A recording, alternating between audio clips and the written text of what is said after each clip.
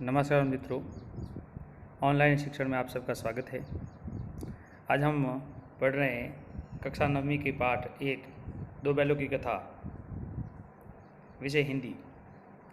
हमने पूर्व में पढ़ा था कि झूरी नाम का एक किसान होता है और उसके पास दो बैल होते हैं जिनका नाम हीरा और मोती।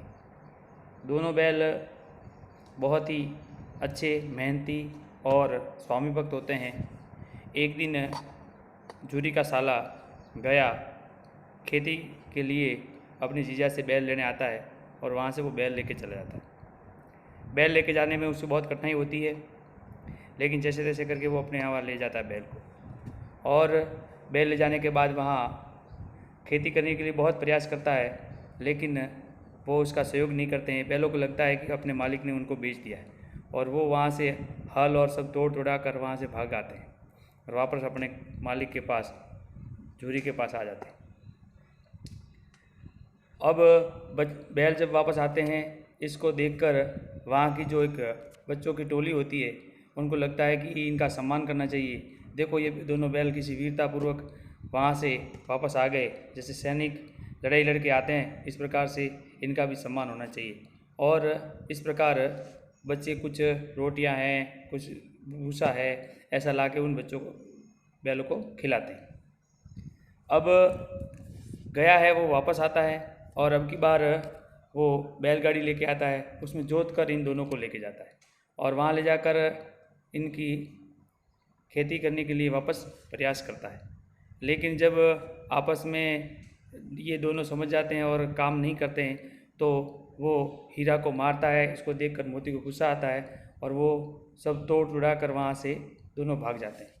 इस प्रकार से हमने एक कहानी आगे पढ़ी है। अब इससे आगे का वाला भाग है वो हम आज पढ़ रहे हैं। तो देखिए, अरे ये क्या, कोई सांड डोंकता चला आ रहा है। हाँ, सांड ही है, वह सामने आ पहुंचा। दोनों मित्र बगले झांक रहे हैं। सांड पूरा हाथी है, उसे भिड़ जाने से जान से हाथ धोना है, लेकिन फिर न भिड़ने की पर भी जान बचती नज़र नहीं आती।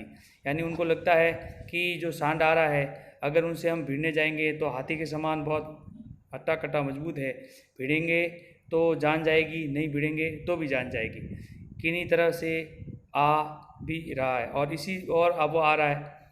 कितनी भयंकर सूरत है, यानी सांड बहुत ही भयंकर रूप से बड़ा और कह सकते हैं कि बहुत ही शक्तिशाली है और सकल सूरत से भद्दा है। मोती ने मुख भाषा में कहा, बुरे फंसे। मोती ने हीरा से कहा मुख भाषा में कि हम बुरे फंसे हैं, अब क्या करें, कोई उपाय सोचो। हीरा ने चिंतित स्वर में कहा, अपने घमंड में भूला हुआ है, आरजू विनती न सुनेगा। यानी ये जो बैल है उसको अपनी ताकत का घमंड है और वो हमारी आरजू या विनती या हमारी बात नहीं सुनेगा और हमसे भिड़ेगा और मारने की कोशिश करेगा। भाग क्यों ना चले। तो उसने कहा कि चलो भाग चलते हैं, भागने पर ही हमें कोई फ़ायदा हो सकता है। ऐसा भागना कायरता है तो फिर यही मरो। यानी कहना है कि भागना नहीं भागोगे तो यही मरो, बंदा तो 9 2 11 होता है, ऐसा कहने लगा। और जो दौड़ाए तो अगर वो हमारे पीछे दौड़ पड़ा तो क्या करेंगे, भागेंगे तो सही, लेकिन वो अगर हमारे पीछे पड़ गया तो फिर कोई उपाय सोचना चाहिए जल्दी। ऐसा दोनों ने तय किया। उपाय यही है कि उन पर दोनों जने एक साथ चोट करें।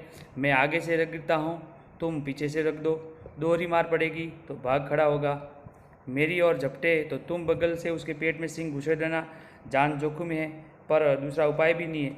यानी वो मुझे मारने की कोशिश करे तो तुम पीछे से मारना, अगर वो तुम्हें मारने की कोशिश करे तो मैं पीछे से मारूंगा। जान तो जोखिम में है ही, लेकिन कोई दूसरा उपाय भी नहीं है और इस प्रकार से हमें इसका मुकाबला करना पड़ेगा। दोनों मित्र जान हथेली पर लेकर लपके। सांड को भी संगठित शत्रुओं से लड़ने का तजुर्बा न था। यानी सांड भी जो था वो कभी एक साथ 2 बैलों से या ऐसे किसी एक साथ 2-4 पशुओं से लड़ा नहीं था, संगठित पशुओं से अकेला था और उसको अपनी मस्ती में मस्त था, तो जिससे आता उसे लड़ने की कोशिश करता। वह तो एक शत्रु से मल्लयुद्ध करने का आदी था, यानी एक व्यक्ति से एक ही से ही लड़ने का आदी था। जो हीरा पर झपटा, मोती पीछे से दौड़ाया, सांड उसकी तरफ मुड़ा तो हीरा ने रगेड़ दिया। सांड चाहता था कि एक एक करके दोनों को गिराएं, पर ये दोनों भी उस्ताद थे, उसे अवसर न देते थे। यानी दोनों होशियार थे, इसको अवसर नहीं देते। उनको पता था कि इसको अवसर दे दिया तो ये हमको मार देगा। एक बार सांड जलाकर मोती पर हीरा का अंत कर देने के लिए चला कि मोती ने बगल से आकर पेट में सिंह भोंक दिया। सांड क्रोध में आकर पीछे फिरा तो हीरा ने दूसरे पहलू से सिंह चुबो दिया। आखिर बेचारा जख्मी होकर भागा और दोनों मित्र ने दूर तक पीछा किया, यहाँ तक कि सांड बेदम होकर गिर पड़ा। तब दोनों ने उसे छोड़ दिया। दोनों मित्र विजय के नशे में झूमते चले जाते थे, यानी अब तो खुश हो गए क्योंकि उन्होंने जीत लिया था, सांड को मार के भगा दिया था, तो खुशी थी, विजय की खुशी थी, तो उसको वो झूम रहे थे। मोती ने अपनी सांकेतिक भाषा में कहा, मेरा भी जी चाहता था कि बच्चा को मार ही डालूं। हीरा ने तिरस्कार किया, गिरे हुए बैरी पर सिंह न चलाना चाहिए, यानी एक नीति की बात है। हीरा ने कहा कि अगर शत्रु है, अगर वो गिर जाता है, असहाय हो जाता है, उस पर हमें हथियार नहीं उठाना चाहिए, उसको मारना नहीं चाहिए। ये सब ढोंग है, बैरी को ऐसा मारना चाहिए कि फिर से न उठे। मोदी ने कहा ये सब ढोंग है, ऐसी बातें मैं नहीं मानता। मैं तो ये सोचता हूँ कि जो गिरा हुआ उसको और मारना चाहिए कि दोबारा उठे ही नहीं। अब घर कैसे पहुँचेंगे वह सोचो, हीरा ने कहा। पहले कुछ खा लें तो सोचेंगे। सामने मटर का खेत था तो मोती उसमें घुस गया। हीरा मना कर रहा था। हीरा ने कहा कि भाई दूसरे का खेत है, किसी का पता नहीं, घुस जा रहे हैं, ऐसे ही घुस जाएंगे, मारेगा तो। पर उसने एक न सुनी। अभी 2 ही 4 ग्रास खाए थे कि 2 आदमी लाठियाँ लेके दौड़ पड़े, यानी उसने 2-4 ग्रास खाए थे, इतना में 2 आदमी वहाँ से लाठियाँ लेके पीछे पड़े और दोनों मित्रों को घेर लिया।